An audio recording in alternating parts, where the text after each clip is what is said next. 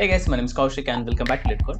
In this video, we are going to learn about the test annotations features and it's like how to use it. Okay, it's going to be very simple and this video will be a little short comparing to other videos. So let's get into it. Okay, so first of all, what is annotations? We have already used that, but not in detail.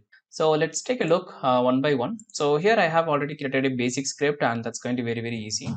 And before starting that, make sure you have this version called 1.13.1. Okay, so we already have discussed about like what is new in the version 1.13.0, but this is a small minor upgrade 1.13.1. Okay, what is fixed in this, I do not know the entire log, but here we have something like global use that was not working in the previous version. They have fixed it. I raised this bug like 2 weeks ago and finally they have fixed it like 11 days ago, but I didn't notice it. Okay, so yeah, please upgrade to 1.13.1. okay, and here I have created a file called annotations.test.ts, and within that, as usual, the import from playwright test. We are not using the fixture in this video, we are using the playwright test. Okay, and then I have like 3 test blocks. One is the first, second and the third test. Okay, very simple code, like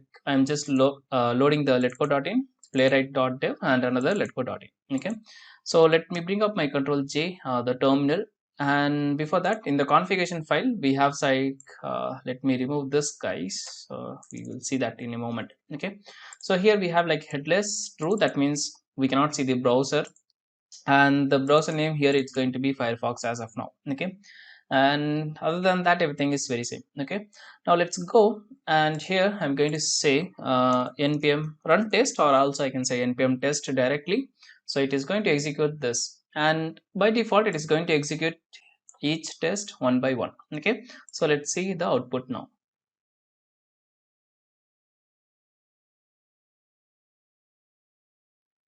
Okay, all the tests got passed and it's very simple console log. So here you can see like first test running completed, then second test running and completed, and third test completed. I missed this one, so I'll just copy paste another console log. Okay, so it's basically, yeah, that's it. Okay, here it should be like third one.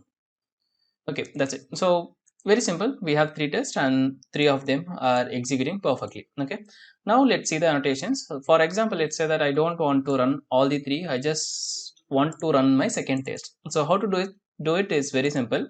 We can say here like test dot only. So this is nothing but the annotations. Okay, so test dot only, in the sense it is going to execute only this test, not the other test. Okay, let's confirm that very quickly.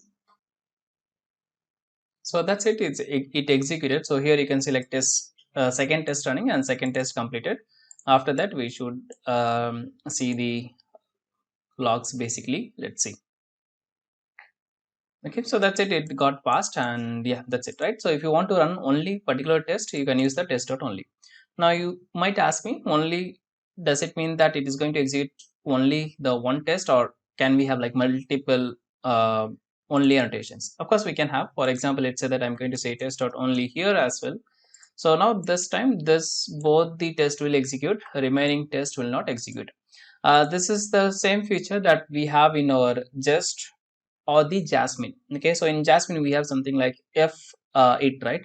F in the sense focus it. Okay, similarly in Jest also we have test dot only feature. Okay, that is what here also, like test dot only in playwright test standard. Okay, so now let's say that I want to skip a test based on a conditions. So if there is any conditions, for example, let's say that here we are getting the browser name. So whatever the browser is going to execute, we can print that. So if I say like console.log, and then I can say like name colon and then concatenation of this browser.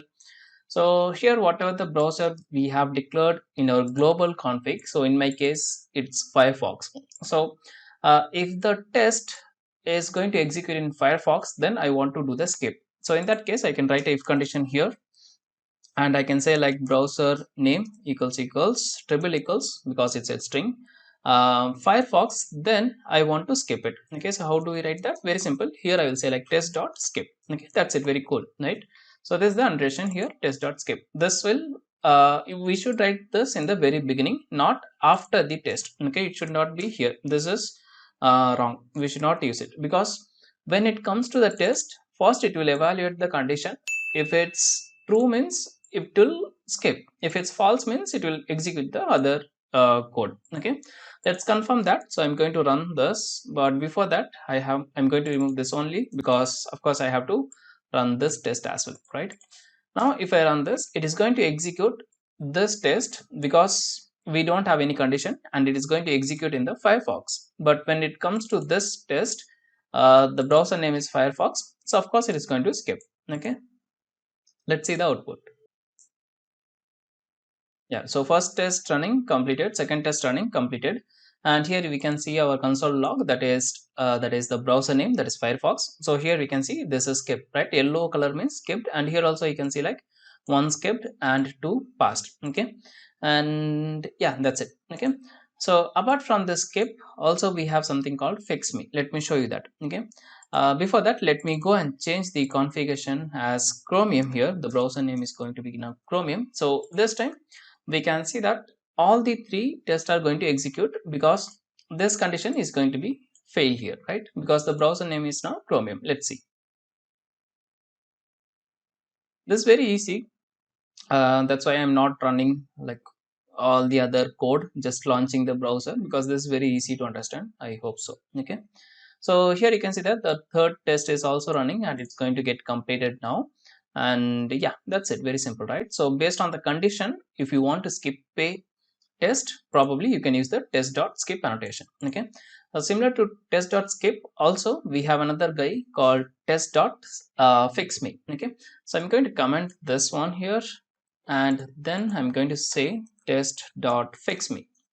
And please remember, whenever we are going to use any of the annotations like fix me, skip, there's also one thing called fail or slow. Of course, we have to run, we have to write in the very beginning of the test. Okay, that should be first, then followed by your test code should be there. Okay, now I'm going to execute this. Let's see the difference. So skip will basically skip the test, right? Similarly, fix me will it's more of similar but not exactly same. Okay, fix me will not run your test, it will just see the annotation and it will just come out of the test. So here you can see that it is also says like skipped, but the difference here is we can use the skip based on a conditions, but in terms of fix me, this is like for ourselves. Okay, let's say that my this third test is going to be slow, or because of my some bad code it is getting very slow or crash, then probably I can use the annotations. However, fix me and skip both plays the same role to skip the execution, but based on the condition we can either use the fix me or the skip. Okay, I hope that makes sense to you. It's very easy. Okay, then we have something called test.slow. Okay, so let me show you the documentation. Here we have skip, fail, fix me, and slow. Okay, let's go the fail, then I will come back to the fix me. Okay, the slow. So let's say that this first test I'm going to fail. Okay, so here I'm going to say like test.fail. Okay, test.fail in the sense this annotations is expected this test to be fail. Okay, for example, let's say that we are going to write expect here, and we'll say like await page dot title, and we are expecting the title to be something like, what is the title? Let me go and check. Okay, now let me try to run this now. So what will happen means, here we are saying test.fail. Okay, but this expect is going to pass, because of course that is what expected, right? So in that scenario it will tell us that hey, you are expecting fail but it is passing, so it will throw us an error. Okay, that is what the use of test.fail. When it will not throw error means, if the test is really getting failed, then it will consider that as a pass. Okay, so here you can see that it says like passed unexpectedly, but what we expected this test to be failed, but here it is passed, so it's throwing us error. Okay, let me remove this. Okay, I'm going to remove this. I'm just checking like let code with. Now this guy is going to fail. In that scenario, since we have used test.fail, now it is going to pass. Okay, it might sound like the reverse process, but yeah, that is the future. Okay, in testing most of the time we'll get confused with like, is this a bug or it's a future, right? Similar thing here also. Just we have to read the documentation properly, you will get it very clearly. Okay, so here you can see that all the tests are going to pass now, and yeah, because it is failed and we are expecting a failure, so it is passed. Okay, so 3 tests passed. Okay, now one more thing, we have the test dot slow. Let's go and see that. But okay, so by default each and every test is expected to execute within 30 seconds. Okay, but now what I'm going to do, I'm going to use this timeout, global timeout, not the global. So we have two things, one is the global and another one is the timeout.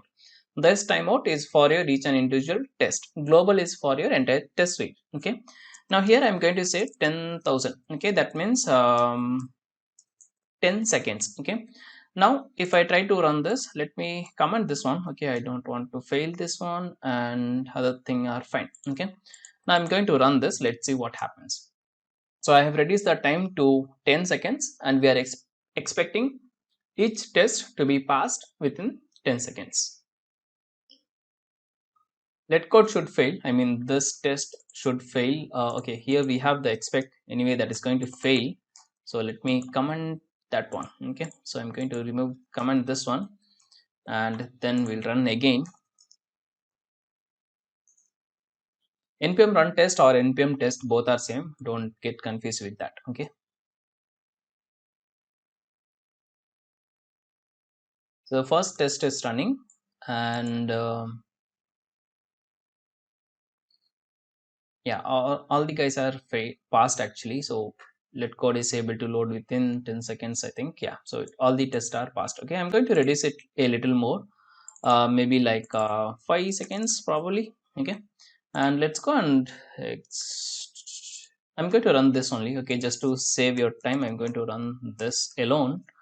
Now we are expecting this to be passed within 5 seconds. Let's see if it's going to fail or not. Actually it should fail, I think. Let code will as little slow, it will be little slower. Yeah, so as expected you can see that it failed, and it says like timeout of 5000 millisecond exceeded. Okay, that means we expected this to be passed within 5 seconds, but of course it will take some time to load the website, so that's why it is failed. Okay, and here also you can see like uh, yeah, that is the result I already shown. Okay, now what I'm going to do, I'm going to say test dot slow. Okay, so what it will do means it will convert the default timeout into multiples of 3. That means I have like 5 seconds. So when I say test dot slow, I know that this site is going to be little slow, this test is going to be little slow. So I just want to increment my timeout, the timeout that I have set in my global config file. Okay, so by default it is going to multiply into 3. So here you can see somewhere, yeah, it triples the default timeout. Okay, so now let's go and run. So 5 will become like 15 seconds. So let's see whether it's going to pass or fail.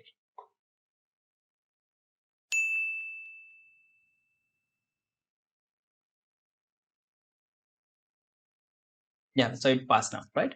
That's it, very simple. And one more annotations is there that is missed in this documentation, I believe. So here we can see only like skip, fail, fix me, and the slow. Okay, apart from that also one more is the test dot set timeout. That is basically used to set the timeout for individual test. Okay, so for example there is global of like 5 seconds, but I want to execute this within 10 seconds, or I want to increment the test timeout, I can use this set timeout. Okay, that's it, very simple.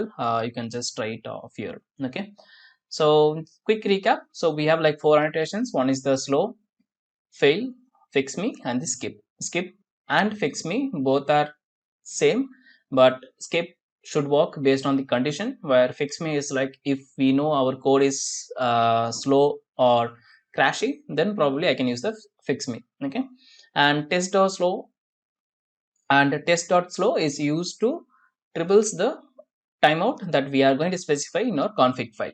And one more guy, which one?